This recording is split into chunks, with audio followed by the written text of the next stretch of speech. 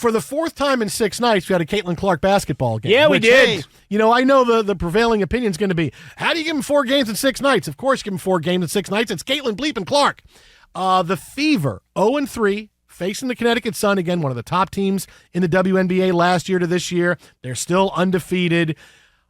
The play the last couple of days, I think, tells everybody, just like we told you, Caitlin Clark in the WNBA is going to be just fine. Bonner gets denied by Boston.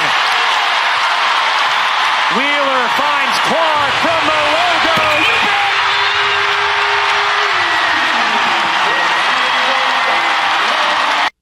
bet! ESPN on the call. Yes, another logo 3 for Caitlin Clark tonight. She had 17 points. 3 rebounds, 5 assists, still 5 fouls, so still figuring out the fouls and the turnovers a little bit better.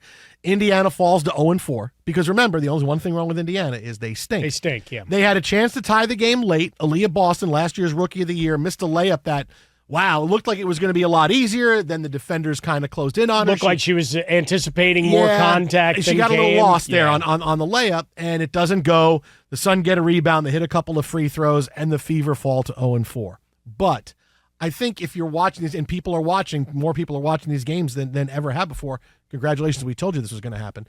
Caitlin Clark is going to be just fine, and she already is adjusting to the WNBA. The thing that you watch that's really fantastic, and it's really something to see, is there is no player that gets the attention in the game that she does. The defensive attention on every single possession. Where is she? She has the ball. She's going to get the ball. She's coming off a screen. What do we have going on? What do we do? She gets all the attention, which is why that last play was so wide open for Aaliyah Boston because, hey, we're down by 2 with 11 seconds left. Guess who's going to take a logo 3? So that's why the floor was so spread. Yeah, Aaliyah Boston gets the ball. Yeah. She got the ball really too far away from the basket because by the time she drives past nobody, by the time she gets to the hoop, there are a couple of help defenders over there. So if anything, you could say, hey, it was too much because once she got the ball going to the basket, okay, everybody kind of goes to try to stop the play. So that needed to be a little bit more. If she gets it a little bit closer to the hoop, it's probably an easier layup for her.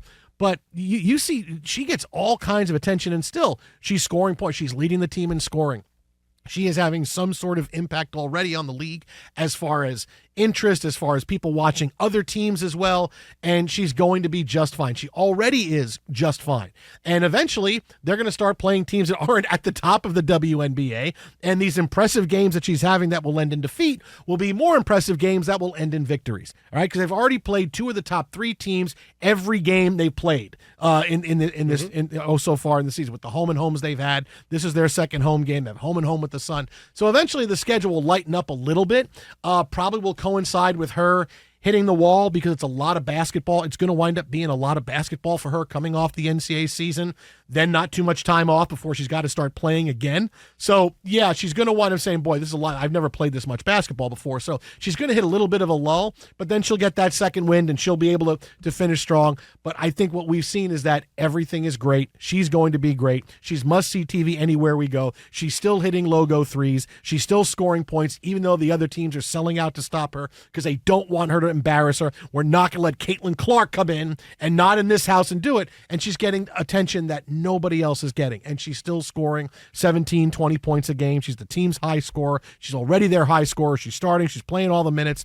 Caitlin Clark, everything is going to be just fine. Yeah, I mean, watching a bunch of it, it was they were one of the early doubleheader games on Saturday.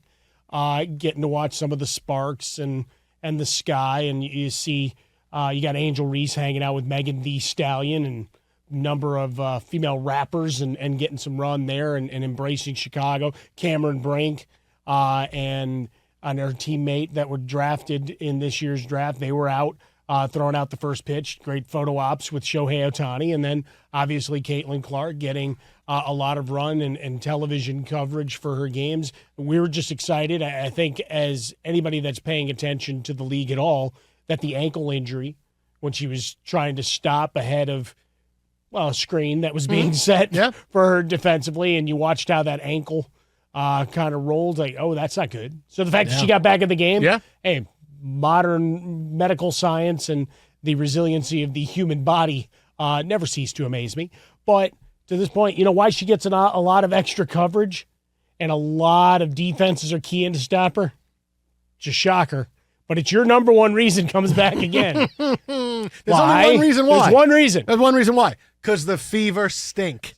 Ergo, They she's going to get stink. more attention, so Yes. they maybe don't stink as much, Yeah. right? So it's the idea that she's going to get a lot of run. Look, some of the review of the earlier turnovers, look, your teammates got to handle passes too, and it's not to absolve her and put a halo on her or wings or whatever you want to do.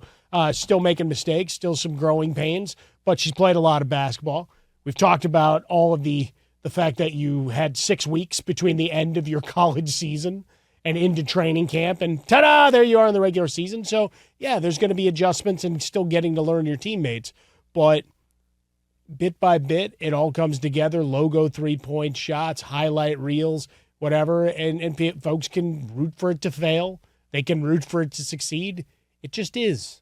Okay, you don't have to jump to either extreme, and you don't have to be a hot take theorist when it comes to the WNBA and Caitlin Clark. And if you don't like the topic, that's fine. We'll move along, and folks that are talking about it will move along to another topic soon enough. And look, it already is good. It's already good. It's already must-see. All her highlights are all over the place. Number one trending topic on Twitter tonight, all right, was Aaliyah Boston. I just tell you where and how quickly she has lifted up the WNBA. Because as great as all the other rookies are, right? Brink is great, and you want to talk about Cameron Brink and Angel Reese. They're all great. Nobody's Caitlin Clark, right? You have to understand that she is bringing this league a different sort of attention that they've never had before. And so that's the main reason that we're seeing this. And now, because of that, we're seeing other players that we're recognizing. And that's the best part, is that you can bring up Cameron Brink and Angel Reese and everybody knows who they are, right? And I know who she is. I know who she is. I know who she is. Yeah, she had this play. She had this. And Aaliyah Boston, I know she did this. She missed that layup. And now Aaliyah Boston's the one who missed the layup. But it's really something that all of a sudden this has arrived, where every night, whether she plays or not, the WNBA is a big deal. And just think about that. She's done that just by showing up and walking into the league. I'm telling you, Magic and Larry, she's done it. And for those, lastly, remember how everybody was getting their yucks up about the secondary ticket market last week for the home opener? Oh, it's only $5. Guess what? They already got face value. That means someone in the secondary market got.